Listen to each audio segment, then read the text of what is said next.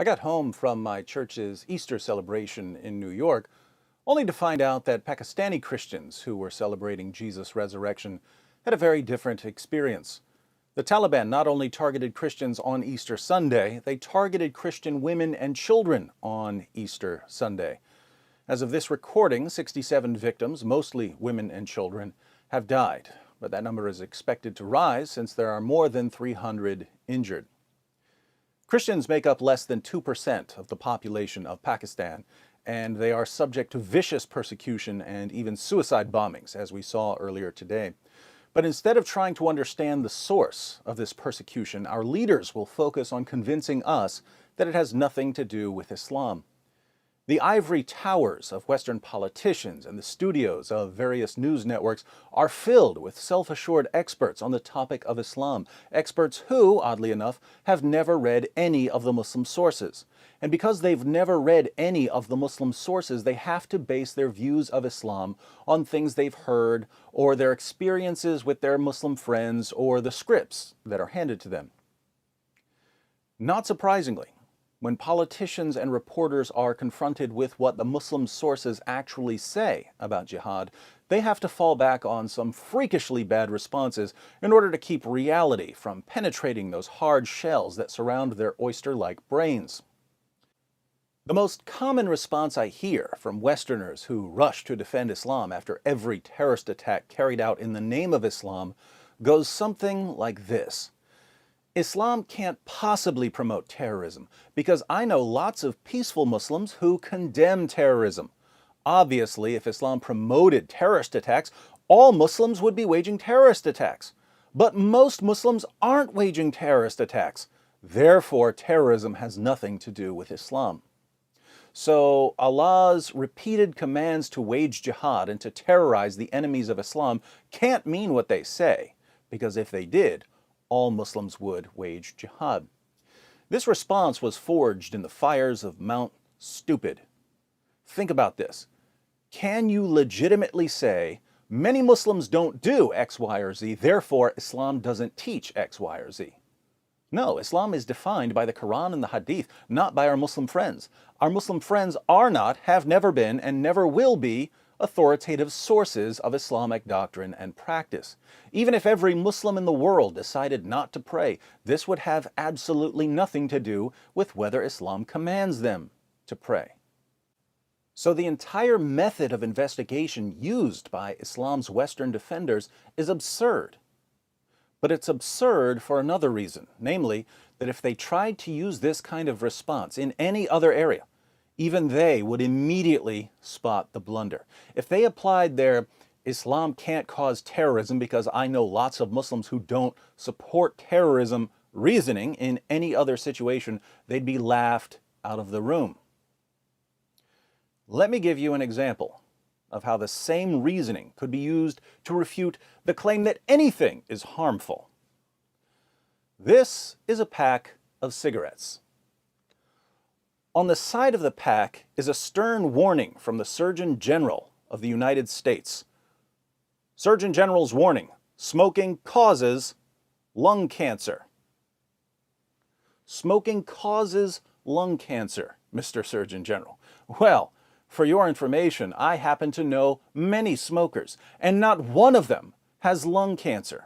Therefore, smoking can't possibly cause lung cancer, because surely if smoking caused lung cancer, all smokers would have lung cancer, just as if Islam caused violence, all Muslims would be violent, right? Not right. When the Surgeon General says that smoking causes lung cancer, he doesn't mean that if you smoke, you'll definitely get lung cancer, or even that you'll probably get lung cancer. You probably won't.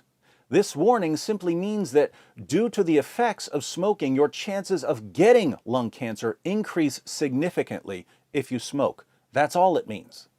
So the question we should be asking about Islam is not, are all Muslims violent? We should be asking whether belief in Islam significantly increases your chances of supporting terrorism or suicide bombings or the persecution of religious minorities.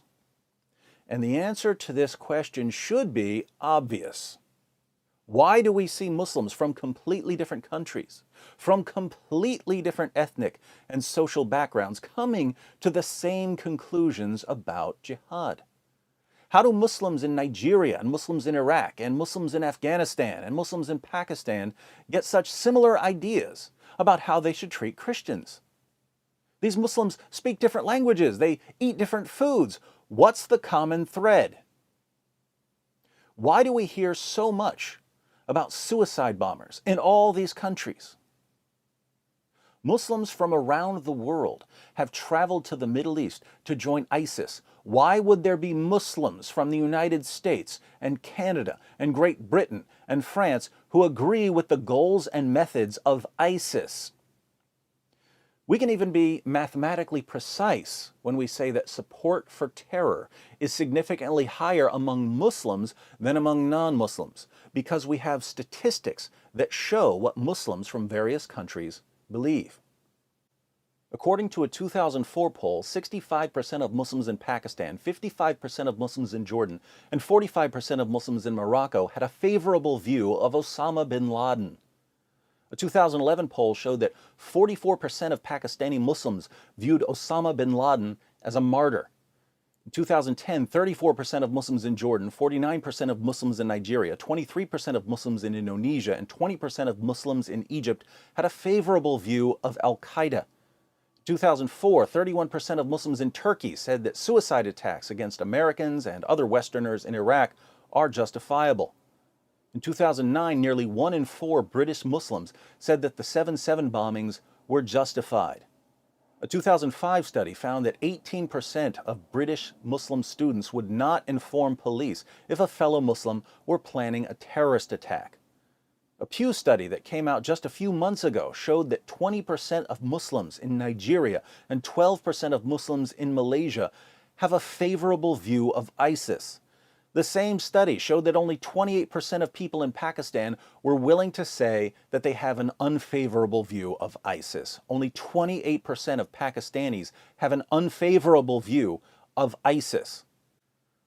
So yes, you're dealing with a minority of Muslims who support terrorist attacks, but the numbers are nevertheless much higher than they are among non-Muslims. Since the only plausible explanation for the difference here is the vast array of commands in the Muslim sources to violently subjugate non-Muslims, until someone comes up with a better explanation, we can say, without hesitation, warning, this book causes terrorist attacks. Warning, this book causes suicide bombings. Warning, this book causes the persecution of religious minorities. Warning, this book causes ISIS-style theocracies. But David, I have Muslim friends who don't support terrorism. Yes, and I have smoker friends who don't have cancer. What does this have to do with whether Islam and smoking increase the risk of extremism and the risk of cancer?